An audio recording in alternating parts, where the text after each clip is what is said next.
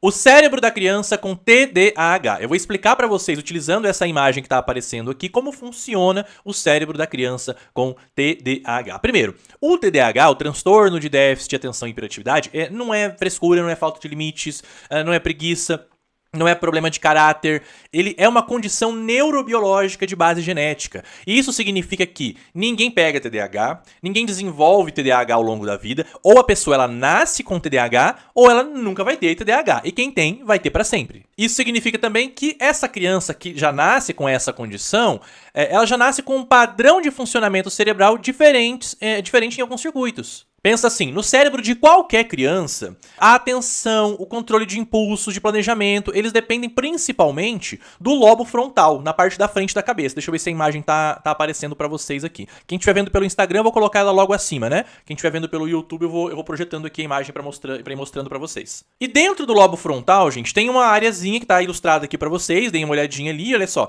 que se chama córtex pré-frontal. Fica logo atrás da testa, do lado direito e do lado esquerdo. Essa área, ela funciona como se fosse um centro de controle. É o que vai ajudar a criança a manter foco, a controlar os seus impulsos, a inibir impulsos, a organizar ações, a fazer a criança pensar antes de agir. Essa é uma característica que a gente não vê em crianças com TDAH. Elas geralmente não planejam ações, não pensam muito antes de agir. Então, na criança sem o TDAH, essa área ela funciona de maneira estável, ela funciona normalmente. Na criança com TDAH, essa área apresenta menor ativação, ou seja, ela tem uma menor eficiência, as funções dela não são executadas da maneira que deveriam. Então, manter o foco, controlar impulsos é realmente algo muito difícil para essa criança. Então, não é que a criança com TDAH ela não quer se controlar. Ela realmente tem uma limitação neurológica. Continuando, olhem lá, além do córtex pré-frontal, outra região importante é o córtex cingulado anterior, tá bom? Tá bem ilustradinho ali pra vocês também, que fica mais ali pro centro do cérebro, tá bom? Entre os dois hemisférios. E essa região, ela é responsável não, né? Ela ajuda, então, a sustentar a atenção, a perceber erros. A criança com TDAH tem dificuldade em identificar os próprios erros e ela tem uma dificuldade muito grande, porque essa área é a que ajuda, por exemplo, a manter o foco e a continuidade em tarefas. E é pelo prejuízo nessa área que a criança com TDAH ela tem um tempo de atenção e uma capacidade de concentração muito menor do que a criança sem TDAH. E ali a gente tem outra área envolvida, olha só, que é o estriado, tá? Parte dos gânglios de base ali que fica mais... Na imagem aqui não vai dar pra vocês se localizarem bem, mas é uma região que fica mais pro fundo do cérebro, tá?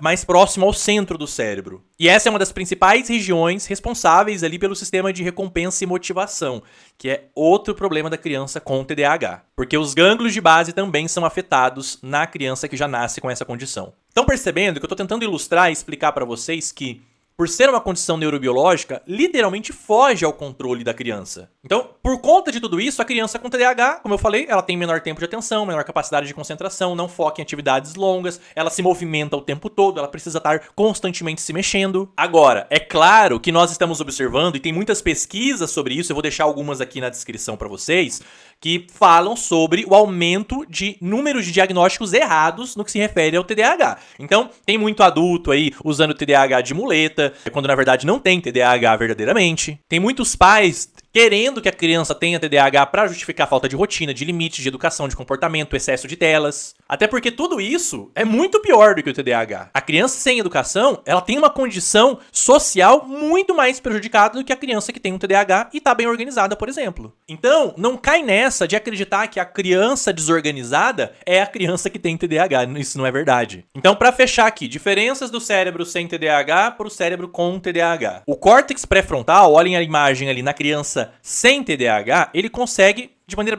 bem básica aqui para dizer para vocês, ele consegue segurar a atenção, reter a atenção. Já o da criança com TDAH, ele não consegue, ele tem muita dificuldade. Gente, isso não tem nada a ver com inteligência menor, tá bom? Então a criança com TDAH, ela pode ser tão inteligente, mas ela vai precisar de uma rotina muito mais bem organizada, de uma organização externa, de tarefas curtas, comandos claros, objetivos, de ausência, se possível, total de telas, pelo menos até os 7, 8 anos. Lembrem-se que eu estou falando de uma condição neurobiológica. Isso não é brincadeira. Para fechar mesmo, medicamentos. Como que o medicamento age auxiliando a criança que de fato tem, tá? O TDAH. Os medicamentos para controle do comportamento nessa criança que tem essa condição, ele vai aumentar a disponibilidade de dopamina e principalmente de noradrenalina. Que é isso? Essas substâncias, elas são neurotransmissores que vão ajudar, olha ali na imagem mais uma vez, o córtex pré-frontal, o córtex cingulado anterior, os gânglios de base, eles vão dar para eles a potência que eles não têm. Então, na prática, como que o medicamento vai agir nessas regiões? Ele vai melhorar o sinal de atenção, vai fortalecer o controle de impulsos, vai aumentar a capacidade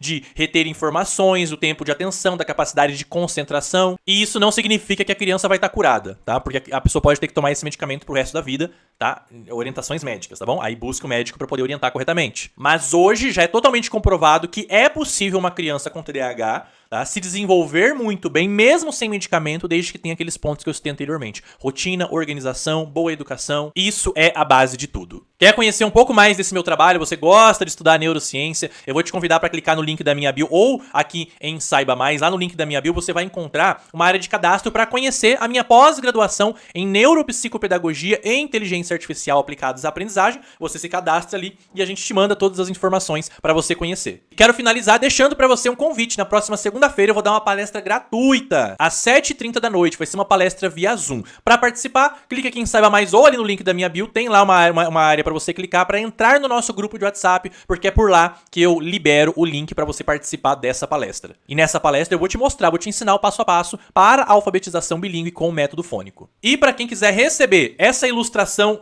neurológica que eu fiz aqui com essa explicação toda por escrito, abre meu Instagram, na minha bio tem ali um botãozinho de WhatsApp, tá bom? Clica ali e manda uma mensagem para mim, fala: professor, me manda a ilustração e a explicação sobre o cérebro da criança com TDAH. E eu mando para você. É isso, não deixa de comentar, curtir e compartilhar esse vídeo. Me fala se foi útil para você e não deixe de me seguir para acompanhar outros conteúdos. Que Deus te abençoe.